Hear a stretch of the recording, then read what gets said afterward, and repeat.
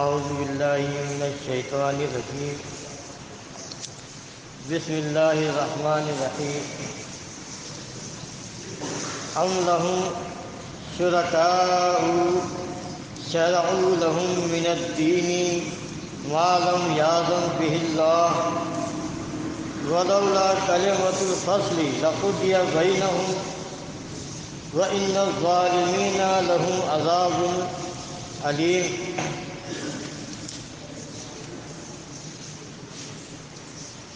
سورۃ الشورى کی یہ ایک آیت ہے، آیت نمبر 21 ہے، 21 نمبر آیت ہے۔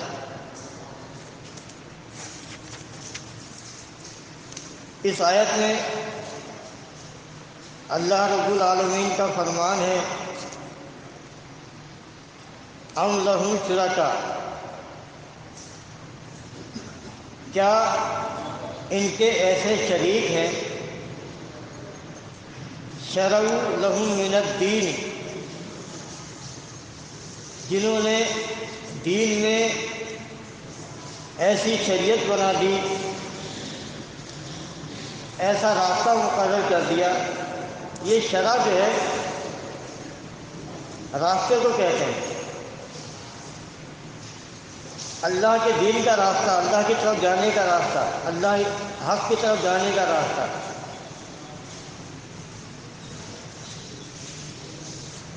تو اللہ فرماتا ہے کہ کیا ان کے ایسے شریک ہیں جنہوں نے ان کے لیے ایسا راستہ، ایسا طریقہ، ایسا دین، ایسی شریعت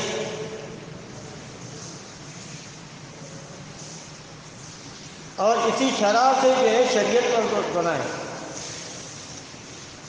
اور شریعت جو ہے یہ قرآن و سنت کا مجموعہ ہے۔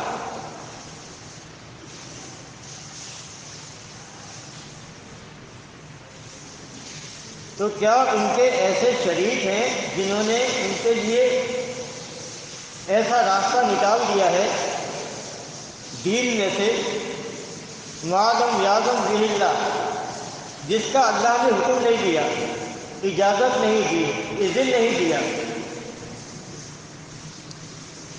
ولولا کلمۃ الفصل، اگر اللہ نے ایک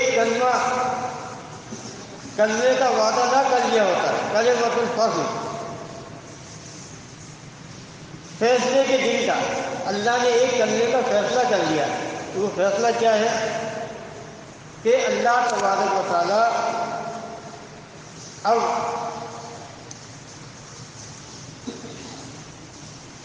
نبی علیہ السلام کی بعثت ہو گئی، اب یہ آخری نبی ہیں، اب ایسا نہیں ہوگا کہ اللہ تبارک و تعالیٰ پوری کی پوری قوم کو ہلاک کر دے، جیسے قوم نوح کو ہلاک کیا اور قوم عاد و ثمود کو۔ فرمائے یہ اللہ کی حق کلمت ہے کہ اللہ تبارک و تعالیٰ ان سب کو ہلاک نہیں کرے گا۔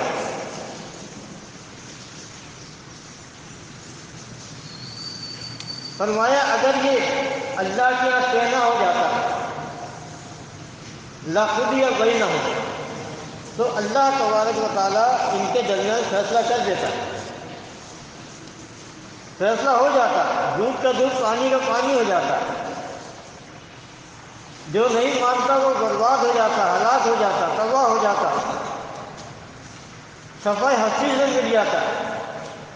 جیسے نوح علیہ السلام کی قوم کے مشرک مار ڈالے گئے، عاد و ثمود مار ڈالے گئے، اسی طرح یہ بھی مار ڈالے جاتے۔ لیکن اللہ کا ایک کلمہ ہے کہ فیصلے کے دن تک اللہ تعالیٰ، یعنی قیامت تک اللہ تعالیٰ اس امت کو قائم رکھے گا، اگرچہ تھوڑے ہوں لیکن قائم رہیں گے، سارے مارے نہیں جائیں گے۔ ایسا نہیں ہوگا کہ سارے مشرکوں کو اللہ تعالیٰ ہلاک کر دے۔ ان الظالمین لہم عذاب علیم، اور بے شک ظالموں کے لیے دردناک عذاب ہے۔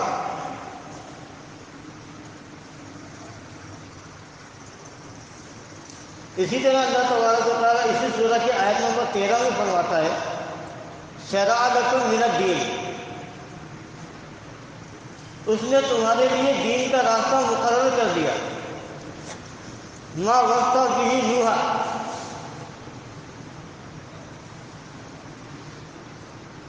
اس دین کا جس دین کا حکم اللہ نے نوح کو دیا تھا، وَأَوْحَيْنَا إِلَيْكَ، وہی اسی دین کی کا حکم اللہ نے نبی کو دیا. یعنی دین اسلام تمام انبیاء کا ایک ہی دین تھا، مشترکہ دین تھا، دین میں کوئی فرق نہیں تھا. دین نوح علیہ السلام کا ہو یا آخری نبی کا، دین ایک ہی تھا.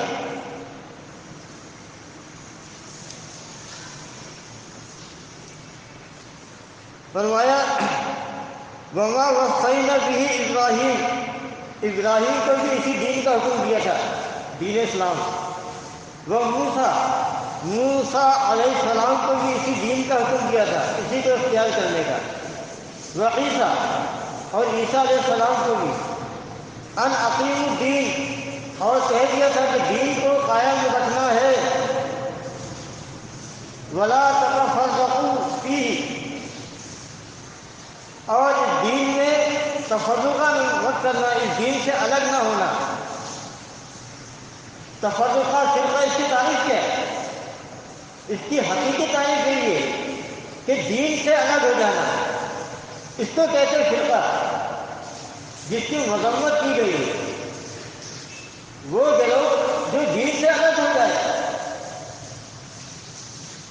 اس کو کہتے ہیں فرقہ، فرقہ پرستی.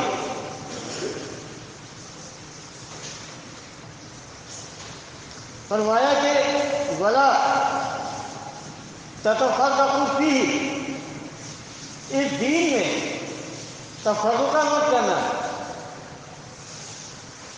یعنی اگر کوئی ایمان و عقائد کے معاملے میں دین اسلام سے الگ راستہ اختیار کرتا ہے تو وہ فرقہ ہے جس کی مذمت کی جائے. ویسا فرقہ تو کوئی بھی ہو قابل مذمت ہے، لیکن کافر مشرک وہ فرقہ ہے کہ جو دین کے عقائد اور نظریات سے نکل جائے، الگ ہو جائے. وہ ہے کئی معنوں میں فرقہ، جس کے لیے اللہ فرماتا ہے فَإِذَا هُمْ فَرِيقَانِ يَخْتَصِمُونَ، دو فرقے بن گئے اور جھگڑا کر رہے تھے. کس معاملے میں؟ رب کے معاملے میں. اور جب صالح علیہ السلام نے دعوت دی تو اللہ فرماتا ہے جب صالح علیہ السلام نے توحید کی دعوت دی فَإِذَا هُمْ فَرِيقَانِ يَخْتَصِمُونَ، تو صالح علیہ السلام کی قوم سمود دو فرقوں میں تقسیم ہو گئی. فَإِذَا هُمْ فَرِيقَانِ يَخْتَصِمُونَ، دو فرقوں میں، ایک ایمان والوں کا، دوسرا کافروں کا، مشرکوں کا. تو آپ دیکھیں کہ یہاں پر اللہ تعالیٰ جو ایمان والوں کا گروہ تھا اس کو بھی فرقہ کہا ہے. یعنی آسانی کے لیے اگر ہم یہ کہیں کہ ہم نے مشرکوں کے دین سے برات کا اعلان کر کے، ان کے مشرکانہ دین سے برات کا اعلان کر کے ان سے علیحدگی اختیار کر لی ہے، جو علیحدگی اختیار کرنے کے بعد جو گروہ بنے گا وہ بھی فرقہ ہوگا. بھائی آپ مشرکوں سے الگ ہیں یا نہیں؟ ان کے فرقوں سے آپ الگ ہیں تو آپ کون سے فرقوں میں؟ فَإِذَا هُمْ فَرِيقَانِ يَخْتَصِمُونَ، ہم اس فرقے میں ہیں جو اہل ایمان کا ہے، جو کفر شرک کی وجہ سے قوم کی فرقے سے الگ ہوئے. اس علیحدگی اختیار کرنے، فرقہ یفرق معنی کیا ہے؟ علیحدگی اختیار کرنا، انہیں ترک کر دینا. جیسے یوسف علیہ السلام نے کہا انی ترکت ملت قومی، وہ کہتے ہیں میں نے اللہ کا دین اختیار کیا ہے. انی ترکت ملت قومی، میں نے اپنی قوم کے ملت کو، دین کو ترک کر دیا، چھوڑ دیا، اور وہ پیروی کرتا ہوں اپنے باپ دادا کے دین کی، ابراہیم کے دین کی، اسماعیل کے دین کی.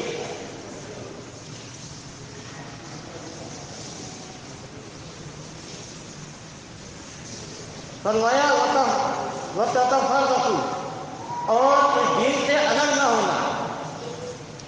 کبر علی المشرکین، فرمایا کبرا گرا گزرتا ہے، بھاری گزرتا ہے. علی المشرکین، مشرکوں پر کیا بھاری پڑتا ہے، کیا گرا گزرتا ہے انہیں. ما تدعوہم الیہ، جس دین کی طرف آپ انہیں بلا رہے ہو، جس دین کی طرف آپ انہیں بلا رہے ہو. ایک آیت میں اللہ فرماتا ہے اے نبی یہ تمہارے دشمن نہیں ہیں، یہ در حقیقت ہمارے دشمن ہیں. مکے کے لوگ نبی کا قبول بھی کیوں کرتے تھے کہ وہ اللہ کو الہ واحد ماننے سے انکاری تھے. تو اللہ فرماتا ہے کہ اے نبی در حقیقت یہ اللہ کے دشمن ہیں.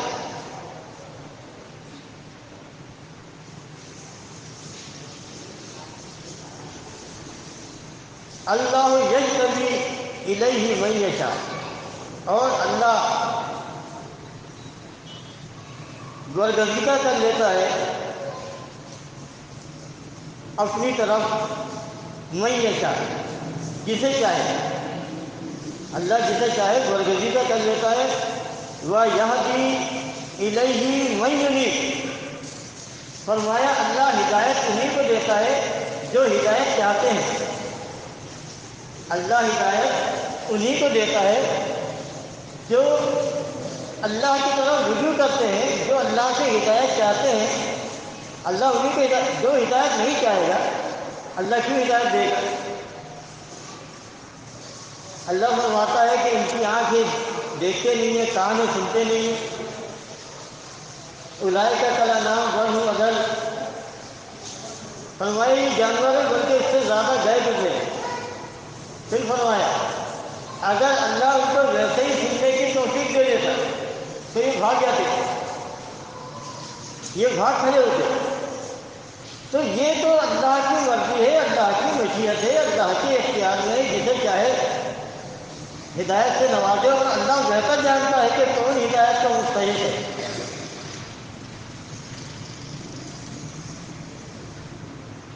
فرمایا وما تفرقوا، اور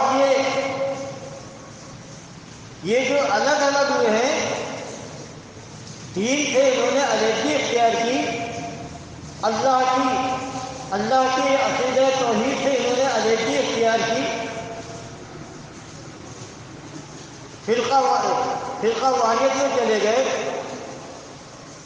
فرمایا الا من بعد ما جاءهم العلم بغیا بینہم، علم آنے کے بعد آپس کی ضد کی وجہ سے بھی. ایک تو ضد تھی. ضد کیا تھی کہ دیکھیں یہودی جانتے تھے کہ یہ اللہ کے رسول ہیں، اور سابقہ کتابوں میں جیسے تورات وغیرہ ہے اس میں نبی علیہ السلام کی نشانی بیان کی گئی ہے. دیکھیں قرآن نبی کو اموی کہتا ہے. ان کتابوں میں کیا لکھا ہے کہ ایک نبی آئے گا، ظاہر ہوگا کھجور کے درختوں سے. یہ ذکر کیا جا رہا ہے مدینے میں جو کھجور کے باغات تھے، کھجور کے درختوں میں سے، اور وہ پڑھا لکھا نہیں ہوگا، اور تورات وغیرہ میں لکھا ہے کہ وہ خانہ بدوش ہوگا.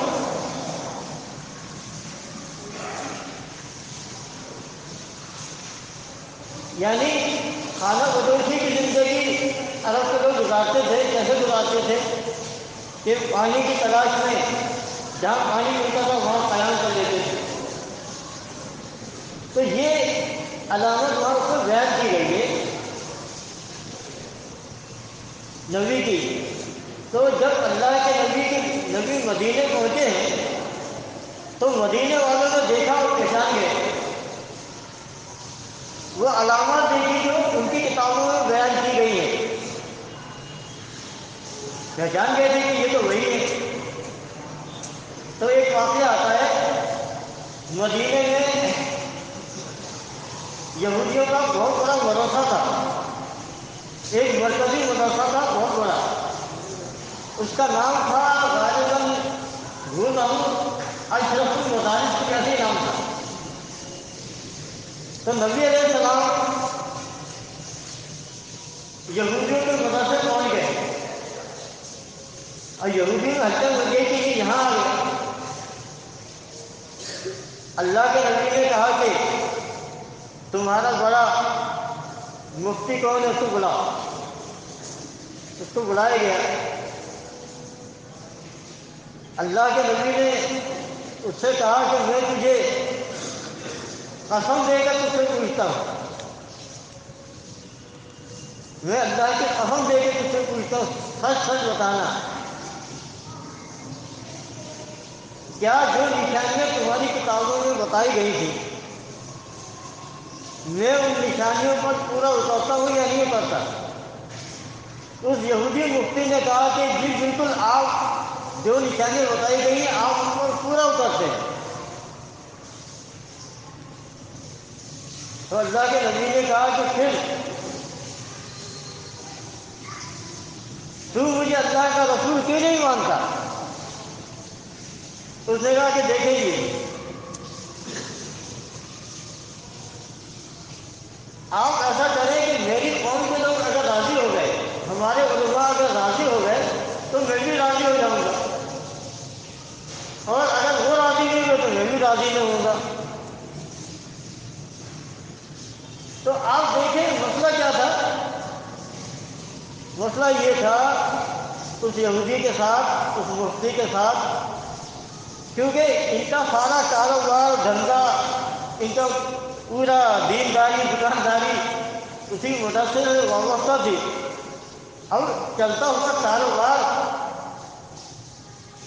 اور بہتی ہوئی گنگا ہے، اس کو کون چھوڑتا ہے؟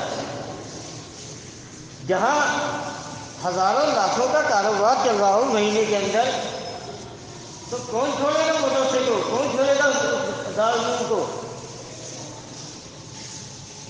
ایک ایک پاکستان میں جو مدرسے ہیں، ادھر کراچی کے اندر ہی ایک ایک مدرسے کا بجٹ 10-10 کروڑ مہینے کا ہے، 20-20 کروڑ روپے۔ تو کون چھوڑے گا؟ کروڑوں روپے کی آمدنی آ رہی، کوئی چھوڑ کے آپ کے ساتھ شامل ہو جائے گا؟ آپ کی جماعت میں آ جائے گا کوئی مولوی، کوئی مفتی؟ کبھی نہیں آئے گا۔ ہاں، اگر آپ جتنا وہ وہاں کما رہا ہے اگر آپ اس سے زیادہ کی بولی لگا دیں تو آ جائے گا۔ بھائی یہ تو نیلام گھر ہے نا، یہ مدرسے کیا ہے؟ نیلام گھر ہے، یہاں گولیاں لگتی ہیں۔ ایک صاحب بتا رہے تھے، واقعہ بتا رہے تھے کہ جی ہمارے علاقے میں نئی مسجد بنی، نیا علاقہ تھا، نیا آواز ہوا تھا، تو ہم پہنچے مدرسے میں اور ان سے کہا کہ حضرت ہمیں مسجد بنائیے، ہمیں ایک نماز پڑھانے والا امام چاہیے، مولوی چاہیے۔ انہوں نے اس کو بٹھایا اور اس کو پوری ڈیٹیل دی کہ یہ بتاؤ کہ تمہارا علاقہ کون سا ہے، جگہ کون سی ہے۔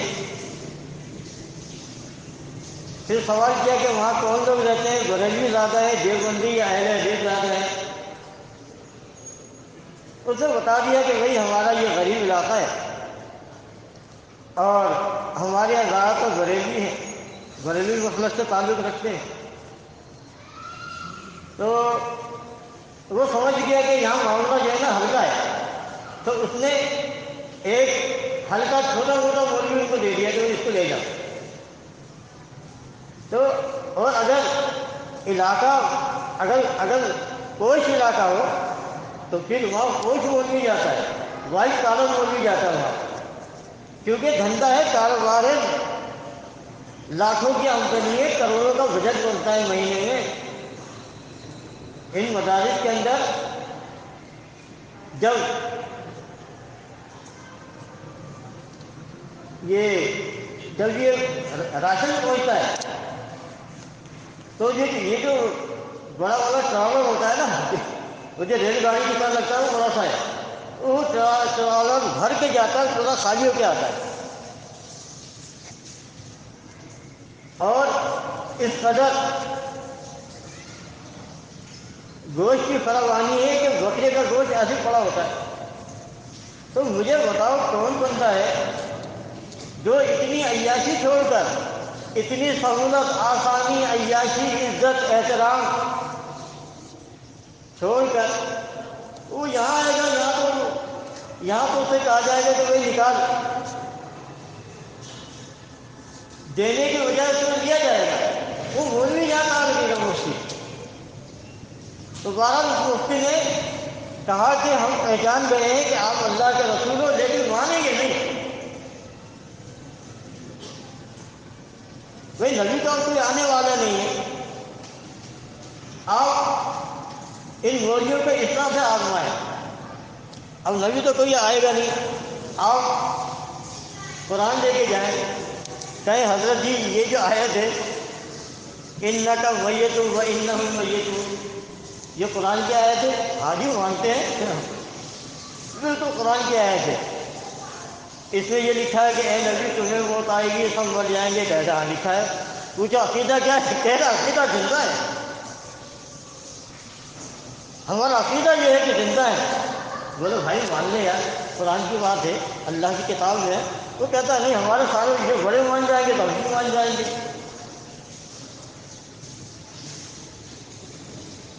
اگر ہمارے سارے علماء دیوبند مان لیں گے تو میں بھی مان لوں گا. اگر علماء بریلوی مان گئے کہ اللہ کے نبی بشر ہے تو ہم بھی مان لیں گے. قرآن کے پورے انکار کر رہے ہیں. لیکن عقیدہ یہ ہے کہ اللہ کے نبی زندہ ہے. اصل میں مسئلہ یہ ہے، یہ اتنے بیوقوف احمق نہیں ہے، جانتے ہیں، سمجھتے ہیں. اللہ نے اتنی عقل، اتنی سمجھ بوجھ دیے، ہر بندے کو دیے. اب یہ اور بات کو بندہ سوچے نہ، سمجھے نہ، اللہ کی کتاب کی آیتیں اس تک پہنچے اور وہ منہ پھیر لے تو یہ اور بات ہے. ورنہ ایسا نہیں ہے، سمجھتے سب میں، جانتے سب میں. ہر بندہ جو ہے وہ گندم کھاتا ہے، گھاس نہیں کھاتا. سب سمجھتے ہیں کہ توحید کیا ہے. اور اس کو چھوڑیں.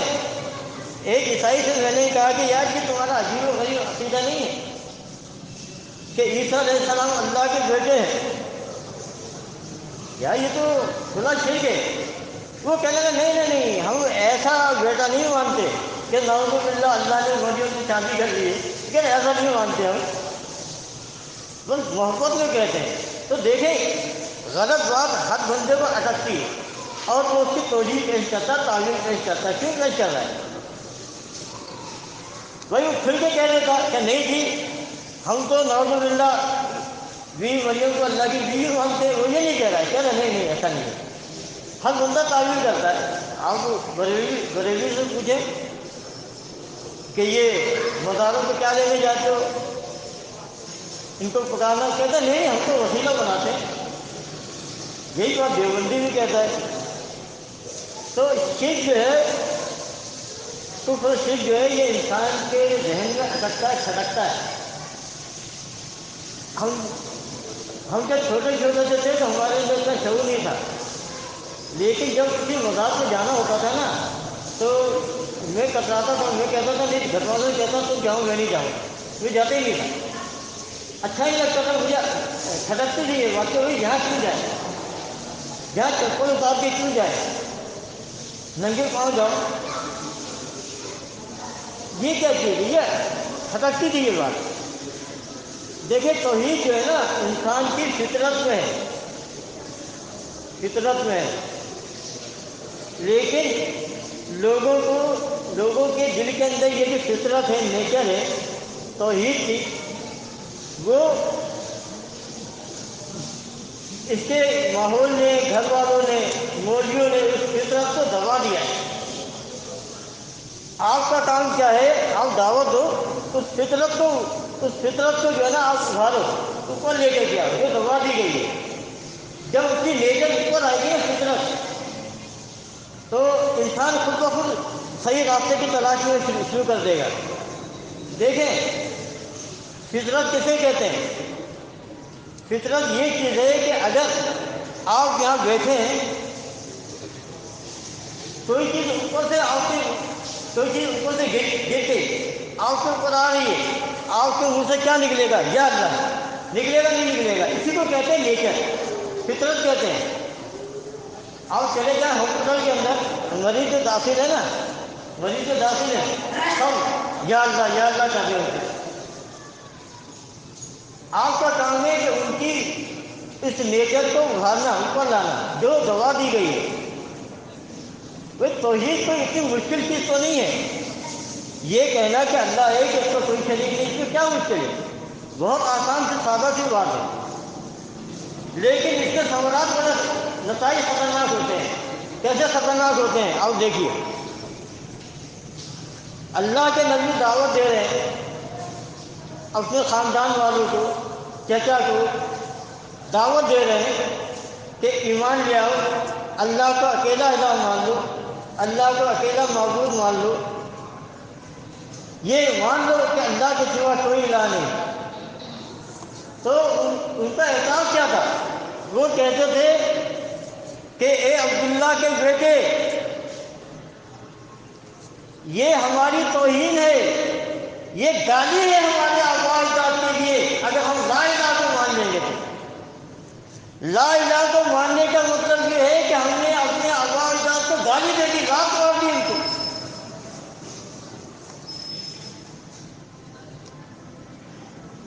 وہ کہتے تھے کہ ہم کیسے مان لیں کہ ہمارے دادا پر دادا آباء و اجداد سارے جاہل تھے، سارے گمراہ تھے، سارے کافر تھے، سارے مشرک تھے، سارے بھٹکے ہوئے تھے، ہم یہ کیسے مان لیں؟ کہ تمہارا قرآن کہتا ہے،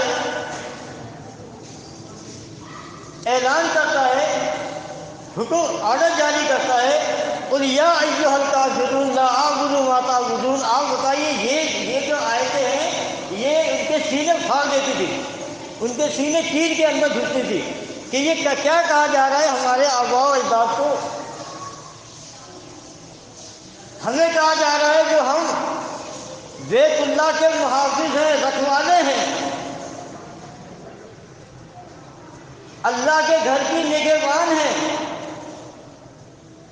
ہم حاجیوں کی خدمت کرتے ہیں، اللہ کے گھر کی جھاڑو لگاتے ہیں، صفائی کرتے ہیں۔ سارے عرب کے اندر ہمیں مانا جاتا ہے کہ عربوں میں سب سے زیادہ عزت والے قریش کے لوگ ہیں، اور آپ یہ کہتے ہو قل یا ایھا الکافرون، قرآن یہ کہتا ہے کہ کہہ دو کہ کافروں۔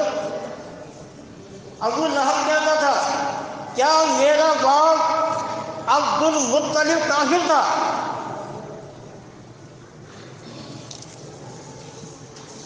یہ کیا دعوت لے کر آئے ہو تم کہ میں اپنے باپ کو کہہ دوں کافر ہے، میں اپنے باپ کو کہہ دوں گمراہ ہے، بھٹکا ہوا ہے، اللہ کا دشمن ہے، کیسے مان لوں گا؟ تو یہ تھا وہ اصل مسئلہ جس کی وجہ سے عرب کے لوگ اس توحید کی دعوت کو ماننے سے انکاری تھے۔ صرف مکے والے نہیں، ساری قوم نوح ہو، قوم عاد ہو، قوم ثمود ہو، ساری قومیں نے یہی کہا اجئتنا لنعبد اللہ وحدہ ونذر الذین یدعون من دون اللہ۔ وہ کہتے تھے کہ اے محمد، تو ہم نبی سے کہتے تھے تو ہمارے پاس اس لیے آیا ہے، یہ دعوت لایا ہے لنعبد اللہ وحدہ، کہ ہم اکیلے اللہ کی عبادت کریں، اور جن کی ہمارے باپ دادا عبادت کرتے تھے ہم ان سے الگ ہو جائیں، چھوڑ دیں انہیں۔ تو دیکھیں یہ جو ایک مرکزی نقطہ ہے جس پر اس دور کے مشرک بھی ایمان لانے سے انکاری تھے اور آج کے یہ کلمہ گو شرک کرنے والے بھی انکاری۔ کیوں انکار کرتے ہیں؟ بولو بھائی یہ دیکھو قرآن کہہ رہا ہے، قرآن کا فرمان ہے والذین یدعون من دون اللہ لا یخلقون شیئا وهم یخلقون اموات غیر احیاء وما یشعرون ایان یبعثون۔ دیکھو یہ تو قرآن کی بات ہے، کھول کے رکھ دو، بولو کہ بھائی یہ قرآن کی آیت ہے، مانتے ہو، کوئی انکار نہیں کرے گا، نہ دیوبندی نہ بریلوی نہ اہل حدیث نہ شیعہ، کوئی انکار نہیں کرے گا کہ یہ قرآن کی آیت نہیں ہے۔ بولو بھائی اس کا ترجمہ یہ ہے کہ اور جن کو یہ اللہ کو چھوڑ کر پکارتے ہیں انہوں نے کوئی چیز پیدا نہیں کی بلکہ خود پیدا کیے گئے ہیں، اموات ہیں، غیر واضح ہیں، زندگی نہیں، اور انہیں یہ بھی شعور نہیں کہ کب اٹھائے جائیں گے۔ پہلے ترجمہ بھی صحیح ہے۔ پوچھو عقیدہ کیا ہے؟ کہتے عقیدہ تو یہ ہے کہ یہ زندہ ہے، روح اتار دی جاتی ہے قبر کے اندر اور یہ زندہ ہو جاتے ہیں۔ پوچھو کہ بھائی کیوں نہیں مانتے؟ وہ کہتے ہیں کہ بھائی ہمارے بڑے بھی یہی مانتے تھے، ہم بھی یہ مانتے ہیں۔ تو دیکھیں ان کا پورا سلسلہ ہے۔ اب ہوتا کیا ہے کہ کوئی بھی شخص اگر اسلام قبول کرتا ہے تو وہ اپنے آبائی دین کو ترک کر کے آتا ہے، چھوڑ کے آتا ہے۔ اسلام کی بنیادی شرط یہ ہے، دیکھیں آپ دیوبندی ہو جائیں، وہ آپ کے ساتھ کنڈیشن نہیں لگائے گا کہ بھائی آپ اہل حدیث میں نہیں جاؤ گے، ہماری پیچھے پڑا کرو بس، یا وہ یہ نہیں کہے گا کہ ان کا کفر کرو، کوئی نہیں کہے گا۔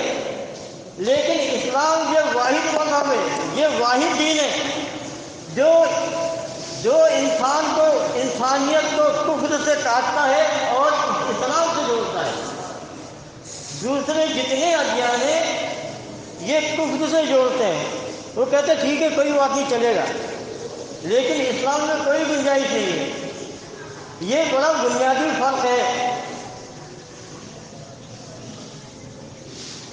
کہ اسلام اللہ سے جوڑتا ہے، غیر اللہ سے بالکل کاٹ کے رکھ دیتا ہے، نام و نشان بھی مٹا دیتا ہے۔ پورے اپنے ذہن کو، خیالات کو، دماغ کو بندہ بالکل صاف کر کے آتا ہے، اسلام میں داخل ہوتا ہے، اور پھر قرآن اس کی صفائی کرتا رہتا ہے۔ جو بندہ قرآن پڑھتا ہے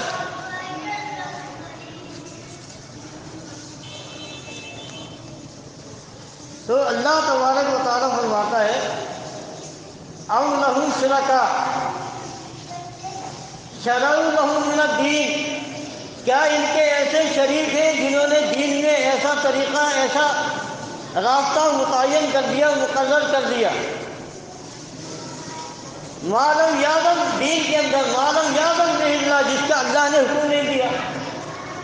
اللہ نے اپنی کتاب میں یہ کہاں حکم دیا ہے؟ کس جگہ کہا ہے کہ سماع موتا حق ہے؟ کس آیت میں کہا ہے؟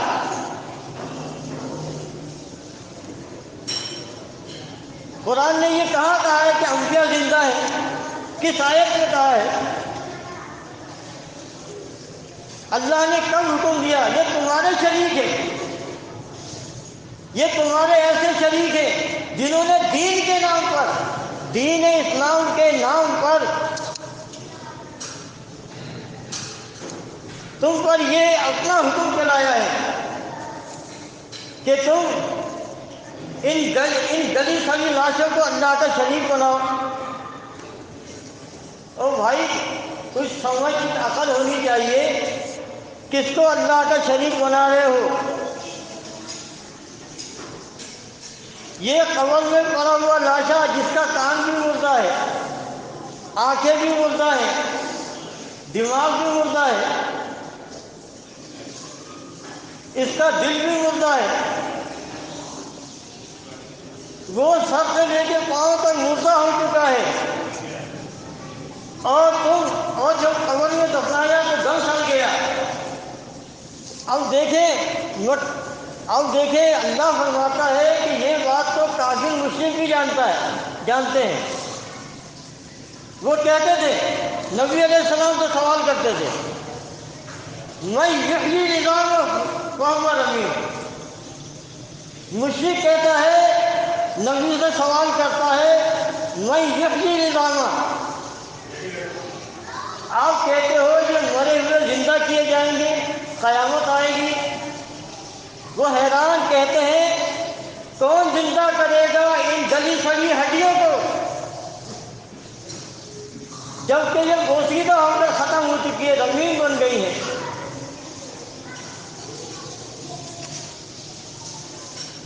اللہ فرماتا ہے کہ کہہ دو انہیں وہ زندہ کرے گا جس نے انہیں پہلے زندہ کیا تھا۔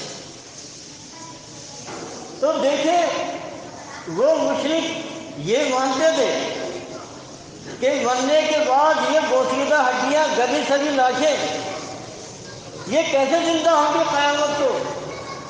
لیکن آج کا یہ کلمہ گو مشرک ایسا بد عقیدہ، ایسا جاہل، ایسا ناسمجھ، دو ٹکے کا مولوی کہتا ہے یہ زندہ ہے، جب سوال آشا یہ مان لیتا ہے، قرآن کی نہیں مانتا، اللہ کی نہیں مانتا۔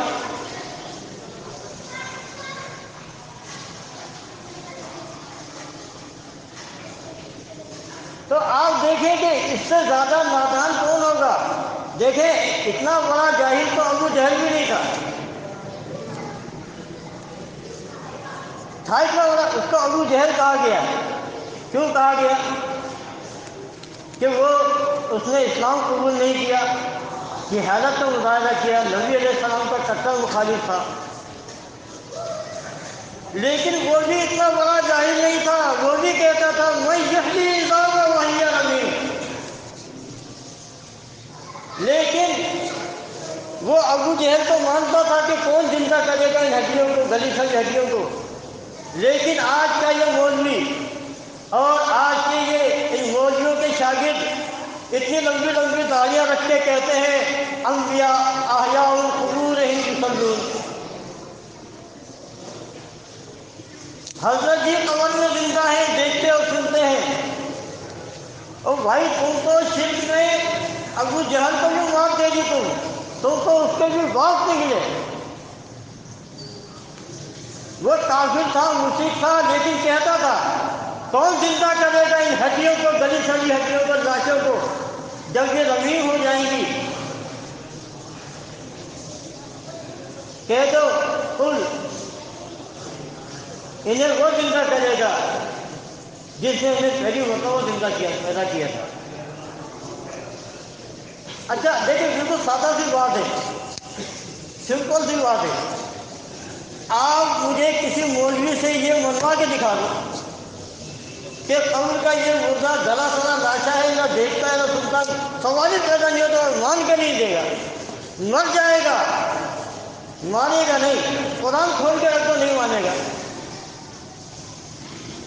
تو آپ دیکھیں کہ جہالت کے جو مظاہرے آج یہ دیوبندی بریلوی اہل حدیث جو مظاہرے دکھا رہے ہیں، جو نظارے دکھا رہے ہیں، جہالت کی انتہا ہے۔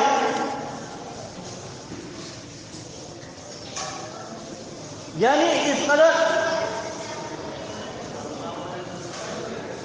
اس قدر جہالت کا مظاہرہ کہ جسے اپنے ہاتھوں سے دفناتے ہیں اور جانتے ہیں کہ یہ ختم ہو گیا، پھر بھی کہتے ہیں کہ نہیں جی آبائی دین ہے، ہمارے باپ دادا سے چلا آ رہا ہے، ہم نہیں مانیں گے۔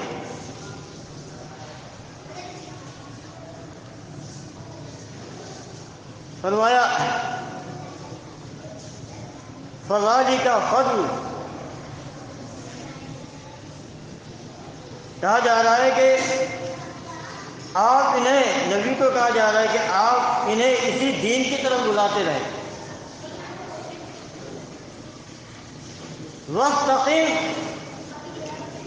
اور آپ اس کے اوپر قائم ہو جائیں۔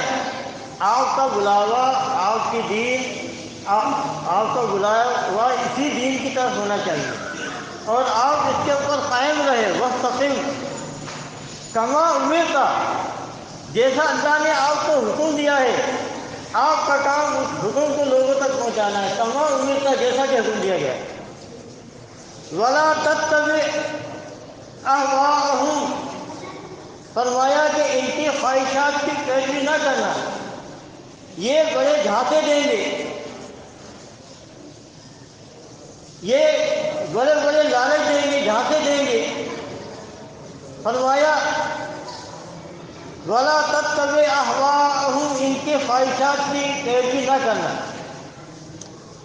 وقل، اور کہہ دو آمنت بما انزل اللہ من کتاب، کہہ دو کہ میں تو ایمان لایا جو اللہ نے نازل کیا، من کتاب، کتاب کے اندر، ولا وَأُمِرْتُ لِأَعْدِلَ بَيْنَكُمْ، اور مجھے یہ حکم دیا گیا ہے کہ میں تمہارے درمیان فیصلہ کروں۔ تو بات یہ ہے کہ دیکھیں یہ جو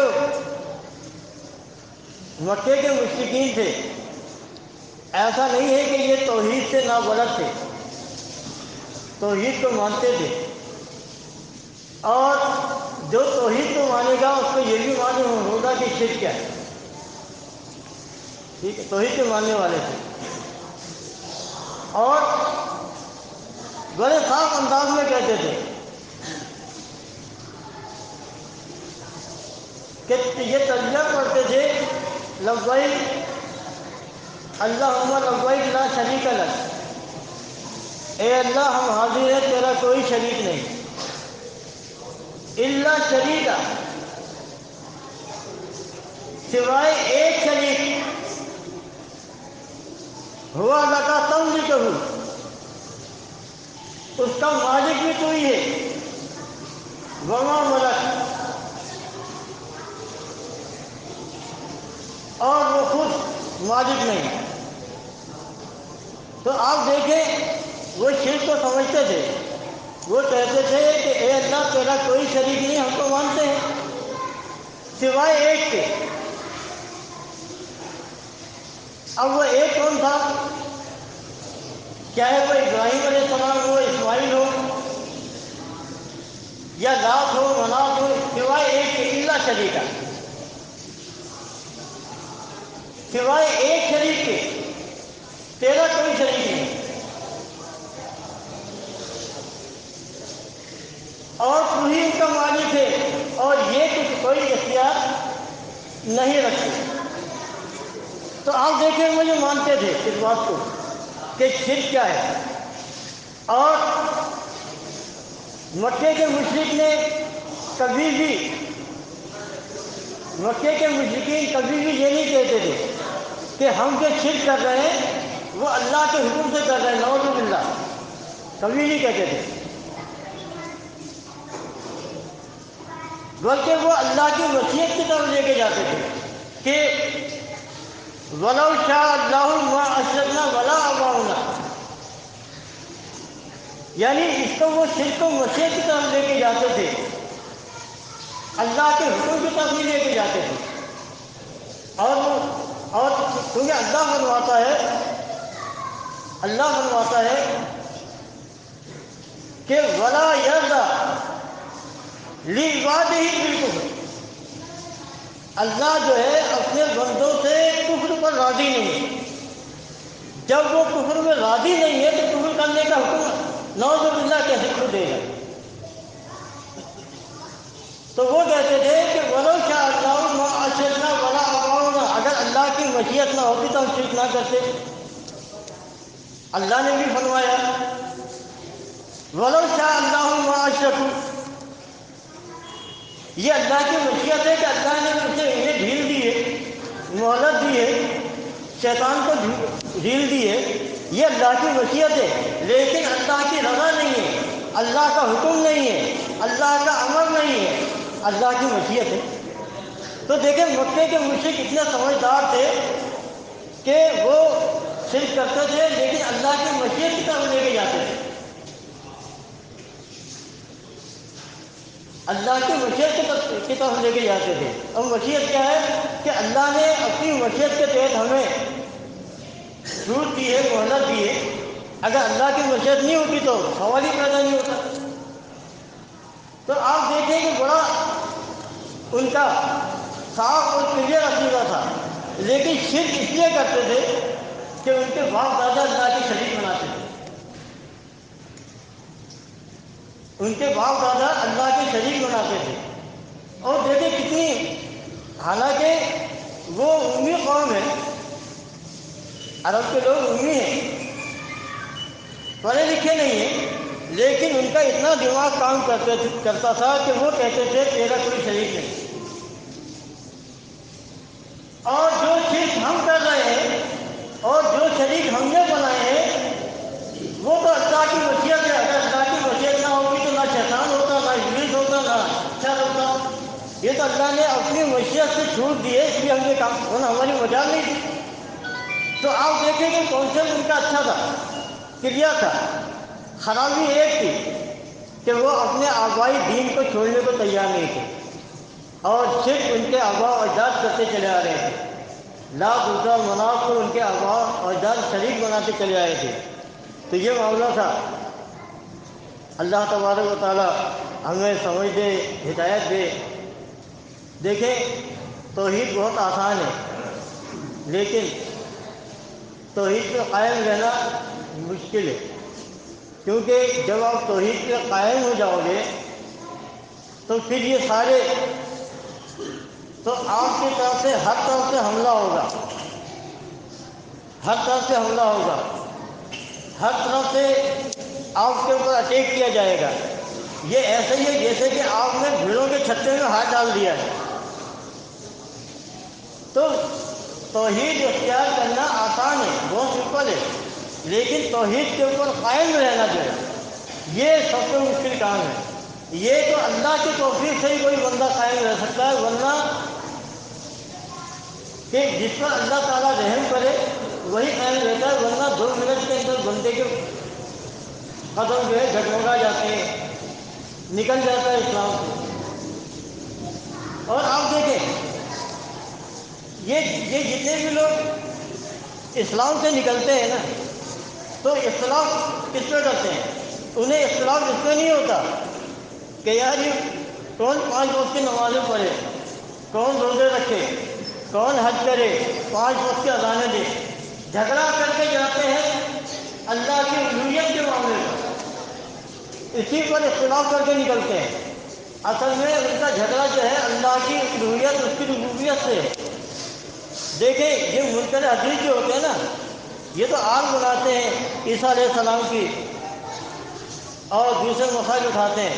اصل مسئلہ ان کا اللہ سے کہ وہ اللہ کو اکیلا، اس کی الوہیت ربوبیت پہ انہیں اعتراض ہے.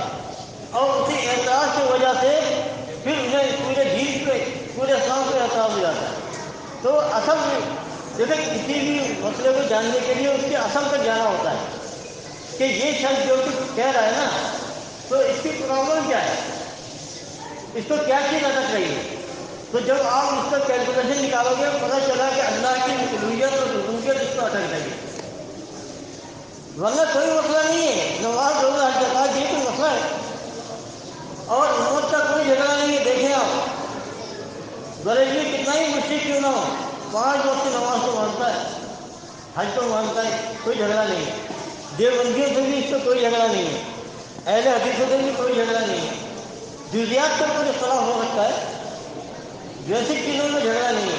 جھگڑا جو ہے اللہ کی الوہیت، اس کی ربوبیت کے اوپر ہے کہ یہ سارے متعلق اللہ کی الوہیت، اس کی ربوبیت میں یہ شریک کرتے ہیں. زندوں کو تو کرتے ہی ہے، یہ المیہ یہ ہے کہ یہ مردوں کو اللہ کا شریک کرتے ہیں. تو یہ مسئلہ ہے کہ اصل مسئلہ اللہ کی الوہیت اور ربوبیت کا ہے. ابھی تھوڑا ٹائم لے گیا ہے، نماز کی تیاری کریں. کوئی صاحب کے ذہن میں سوال ہو تو وہ اس کا جواب دیں گے انشاءاللہ.